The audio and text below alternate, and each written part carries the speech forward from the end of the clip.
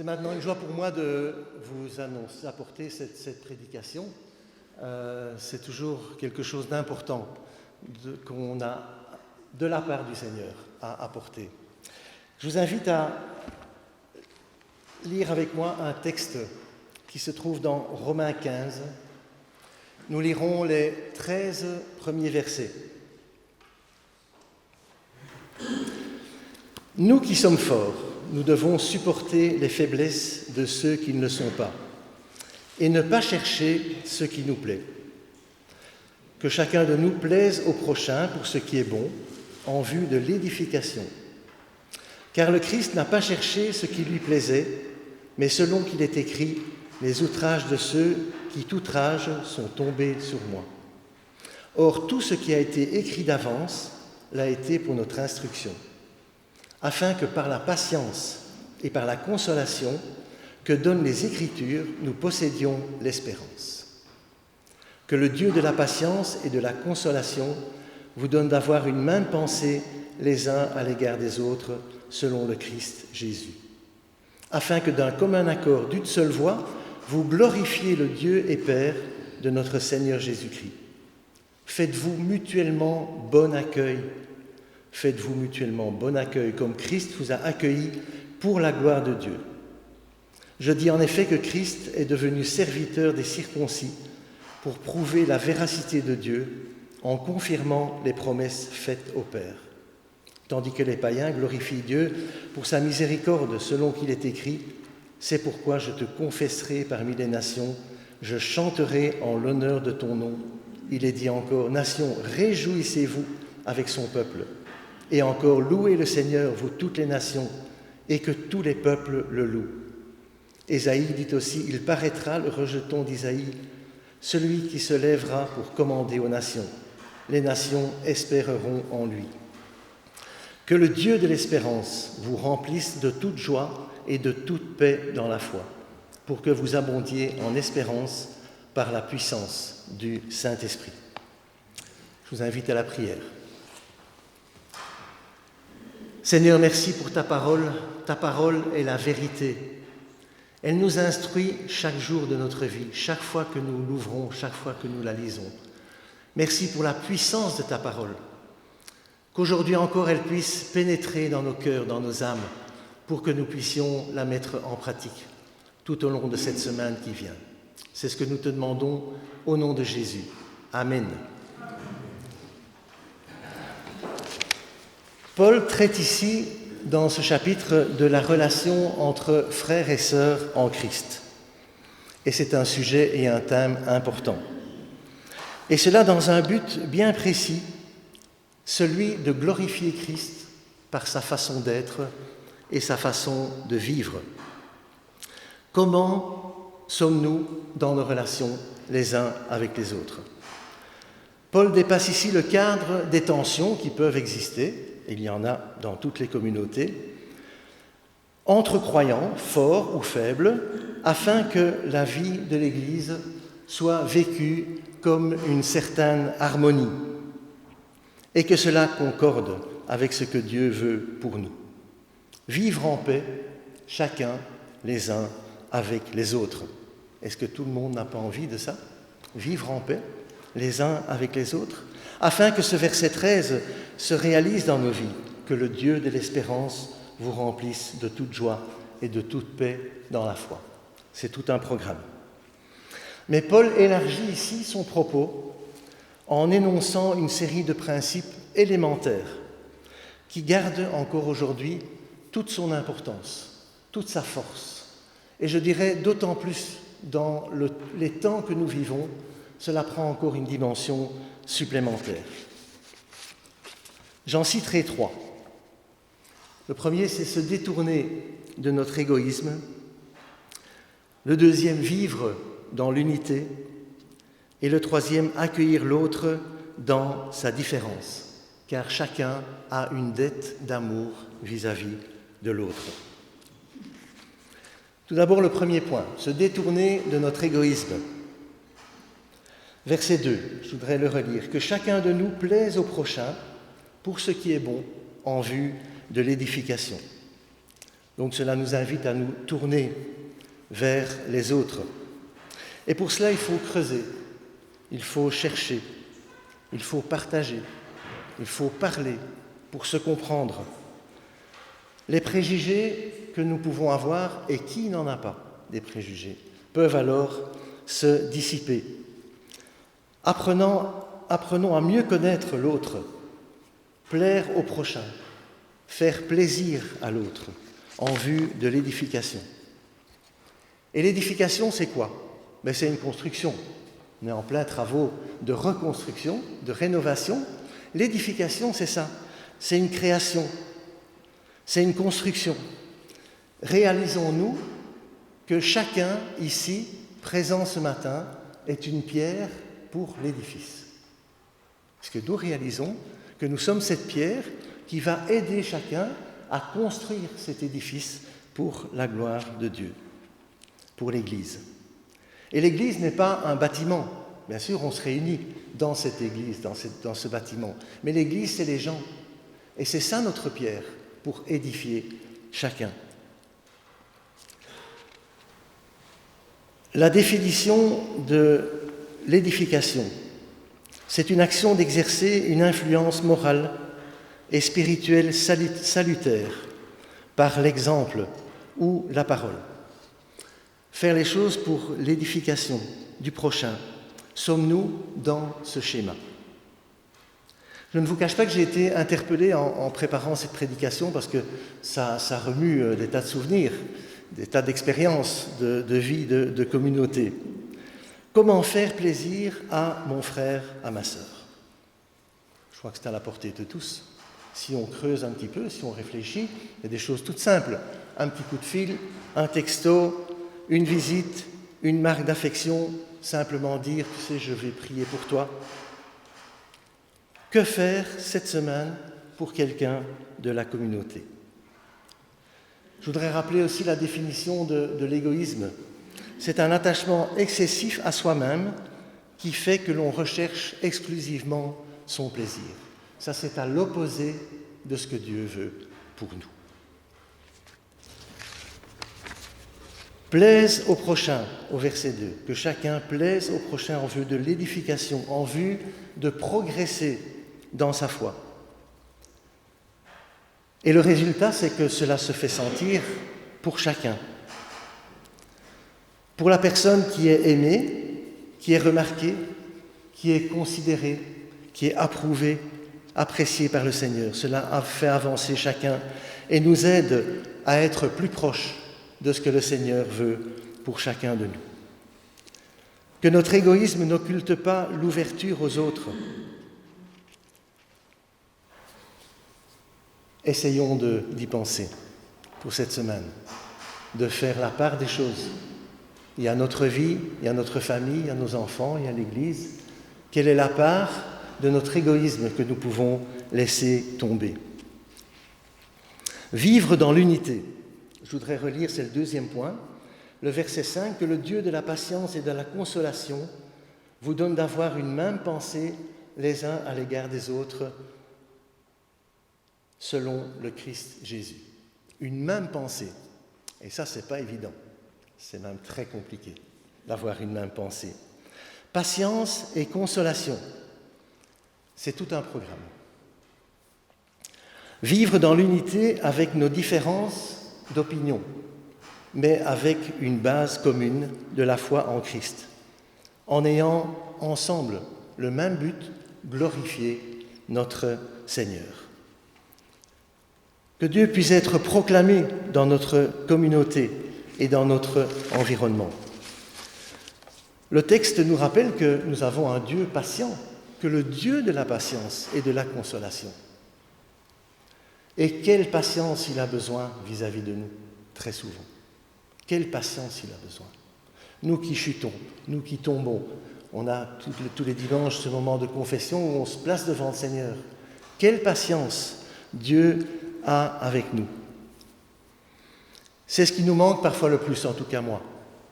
Je suis quelqu'un qui a envie toujours d'avancer et j'ai du mal à patienter.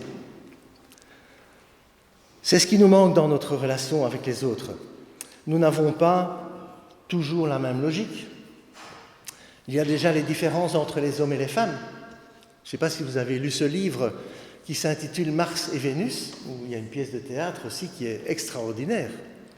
Et là, on se rend compte des différences que nous pouvons avoir entre un homme et une femme. Nous n'avons pas le même arrière-plan. Nous n'avons pas la même organisation.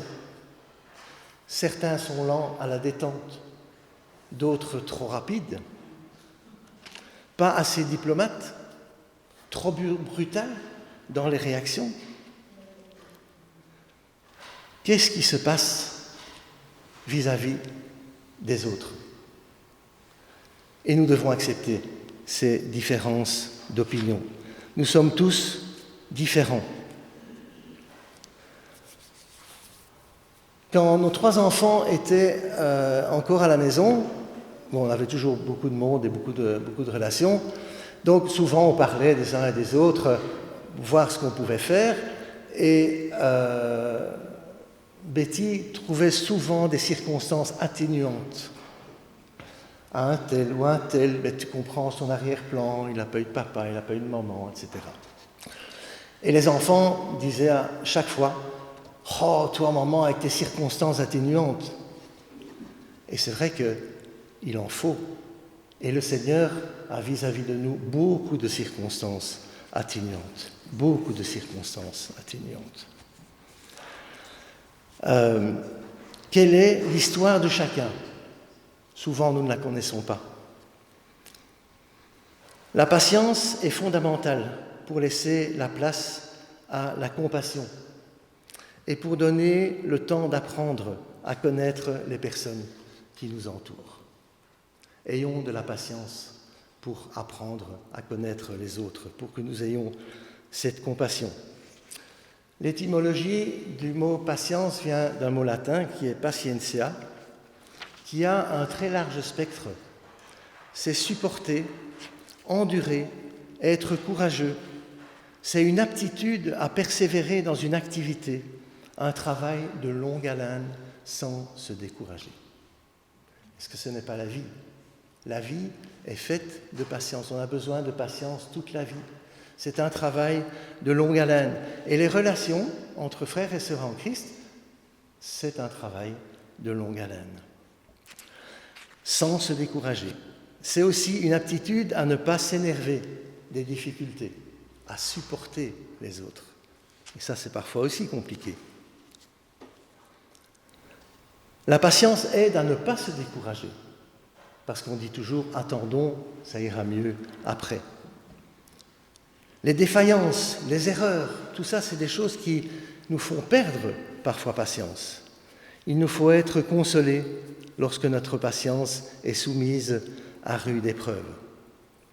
Une même pensée, c'est compliqué. Betty et moi, on a été dans une équipe pastorale en Belgique pendant de longues années et toutes les décisions étaient prises à l'unanimité. Alors, je crois que ça a beaucoup de bon, sauf pour les gens impatients.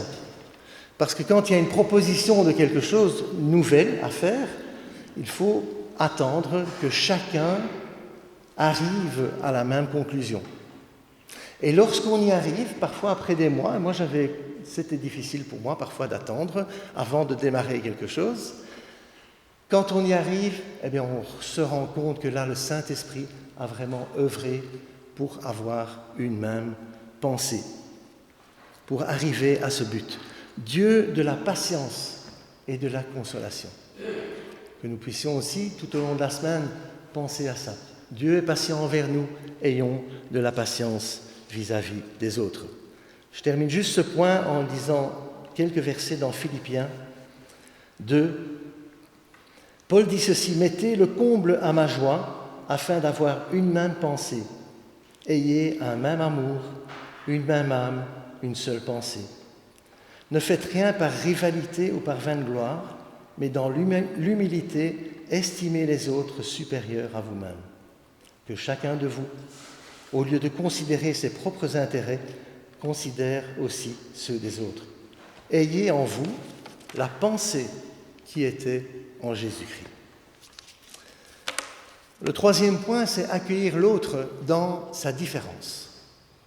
Et là, avec la société multiculturelle que nous côtoyons, il y a aussi matière à réflexion. Il y a beaucoup de choses qui nous heurtent parfois, qui nous choquent dans notre vie de tous les jours. Faites-vous bon accueil, au verset 7, faites-vous donc mutuellement bon accueil comme Christ vous a accueillis pour la gloire de Dieu. Avant d'aller plus loin, je voudrais vous raconter une petite histoire qui m'est arrivée. Lorsque je travaillais dans mon magasin, c'était un samedi, il y avait toujours beaucoup de monde, beaucoup de choses qui se passaient. Il y a une dame qui entre et tout le personnel était occupé, donc je vais vers elle.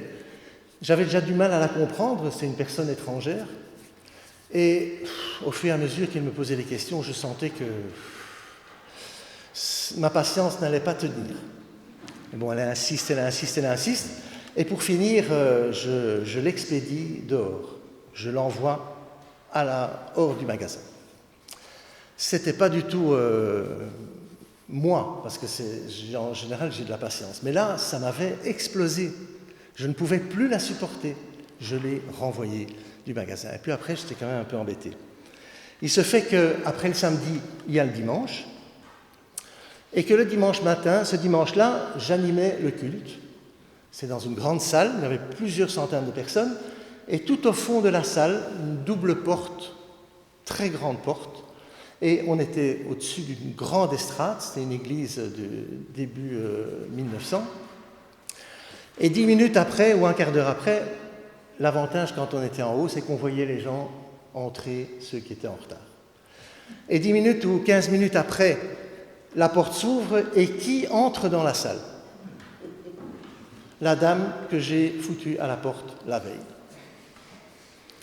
Je n'ai jamais reçu une claque aussi forte de la part du Seigneur. Faites-vous bon accueil. Quels dégâts peut-on faire par manque d'accueil ou de paroles maladroites? Quels dégâts nous pouvons faire? Et pour ça, il est bon de voir comment Christ nous a accueillis, tels que nous sommes, avec notre sac à dos, avec nos casseroles, avec notre crasse, avec toutes nos imperfections. Jésus, tout au long de son ministère, témoigne de l'accueil de Dieu pour les petits, pour les pécheurs, pour les gens de mauvaise vie, pour les personnes en difficulté. Il pratique le lavage des pieds. Il accueille les enfants. Laissez venir à moi les petits-enfants.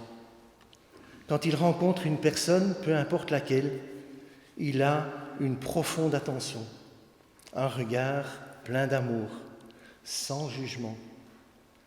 Quand il rencontre le jeune homme riche, quand il parle avec lui, le texte dit « Jésus le regarda et l'aima ». Jésus est accessible quand il s'approche de l'aveugle au bord du chemin. Il mange et boit avec les pécheurs, sans se préoccuper comment il sera traité. Il est disponible quand il parle avec une prostituée, quand il accueille de nuit Nicodème. Il le regarde, il parle. Faites-vous mutuellement bon accueil. Et cela peut déranger nos habitudes.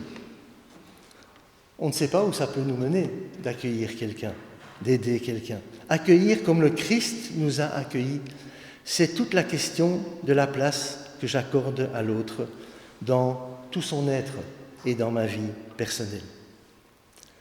Quelle place je laisse à l'autre, avec ce qu'il est, avec son histoire, et non pas comment je voudrais qu'il soit. Le laisser libre. Comment accueillir comme le Christ nous a accueillis. Et cet accueil est au cœur de notre foi et il est lié au fondement de la vie chrétienne. Aime ton prochain comme toi-même. Cela nous concerne tous. Le Seigneur est venu nous rencontrer. Son amour a redonné un sens à notre vie. Christelle a dit tout à l'heure, c'est notre bonheur. Le Seigneur, c'est notre bonheur. Il a redonné un sens à notre vie. Et nous avons aussi cette responsabilité de pouvoir donner l'amour qu'il faut à quelqu'un d'autre.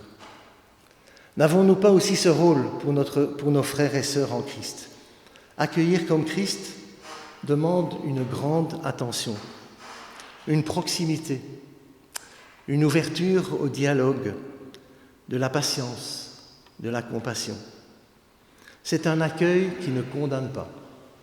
C'est un accueil qui ne juge pas. Jésus, plusieurs fois dans la parole, on voit aussi quand il y a la femme qui est prête à être lapidée par les pharisiens, Jésus dit, mais qui d'entre vous n'a pas péché ? Et au fur et à mesure, ils partent tous. Et il dit à cette femme, va, je ne te condamne pas non plus, va et ne pêche plus. Dans la prière, demandons au Saint-Esprit de nous guider, de nous rendre disponibles, de nous rendre accueillants, de nous inspirer parce que c'est lui qui agira au travers de nous. Dans Romains 13, nous trouvons ceci, persévérez dans l'amour fraternel. N'oubliez pas l'hospitalité, car en l'exerçant, quelques-uns ont logé des anges. Alors nous ne savons pas, on a eu pas mal de monde à la maison, on ne sait pas si on a eu des anges. Ce que l'on sait, c'est qu'on en a eu qui n'étaient pas des anges du tout. Mais bon, c'est une exhortation du Seigneur. Accueillons-nous les uns les autres. Je voudrais relire les 3 versets, 5, 6, 7. Que le Dieu de la patience et de la consolation vous donne d'avoir une même pensée les uns à l'égard des autres, selon le Christ Jésus, afin que d'un commun accord, d'une seule voix, vous glorifiez le Dieu et Père de notre Seigneur Jésus-Christ. Faites-vous mutuellement bon accueil, comme Christ vous a accueillis pour la gloire de Dieu.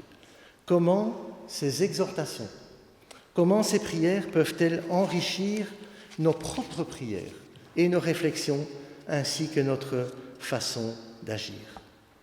Que le Seigneur nous aide dans nos relations les uns avec les autres. La Bible dit aussi ceci, « À ceci tous connaîtront que vous êtes mes disciples, si vous avez de l'amour les uns pour les autres. » Amen. Je vous invite à prier avant de chanter.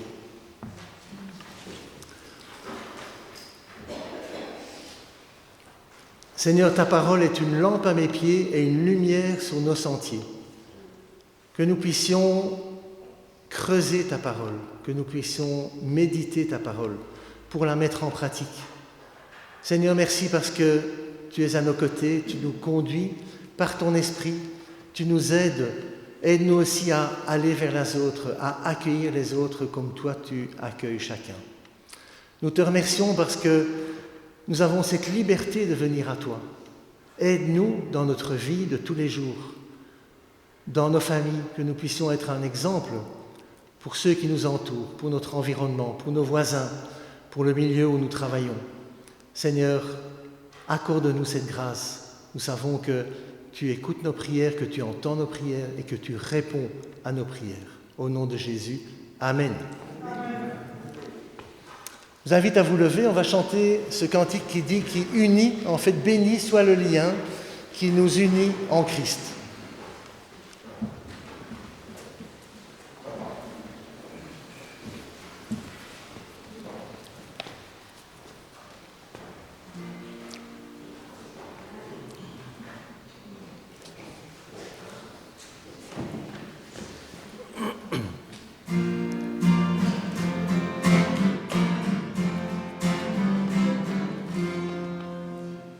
Béni soit le